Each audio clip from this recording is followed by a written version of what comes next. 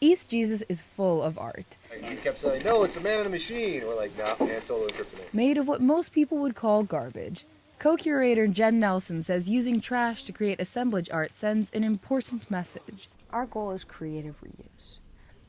And there are so many things out there that we don't use until end of life that we get rid of before they're done being useful.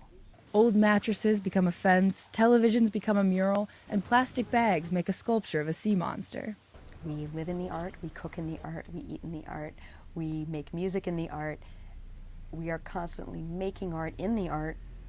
We're surrounded by art all the time. When Charles Russell came out to Slab City to start East Jesus, all he found here was a bunch of trash.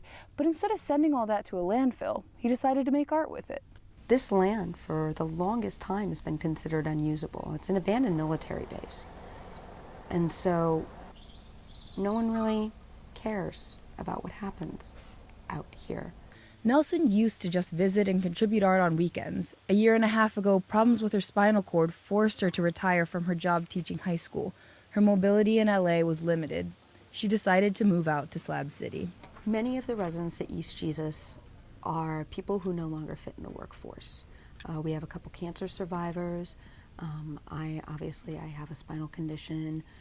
We have several disabled veterans. We worked until we couldn't work anymore, and then the workforce essentially disposed of us. 21-year-old Jonathan Baez says he moved out here because he couldn't afford college or find work that satisfied him. Now he makes sculptures and even art he can wear, like the mask he has on. My life at home was kind of inert. I was really dormant, so I wasn't really doing anything. I couldn't really get anything done. Of course, living off trash in the middle of the desert has its difficulties.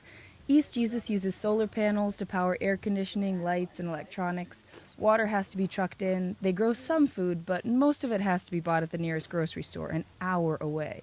In some ways, it's harder because there are more things we have to do, but we've given up so much of the things that we don't want to do. We've given up the things that don't make us happy. For Nelson, East Jesus is a place where she feels more free than she ever did in LA. We're discarded people living off discarded things and breathing new life into both at the same time.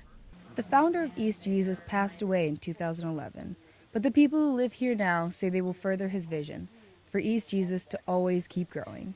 Faith Miller, ATVN.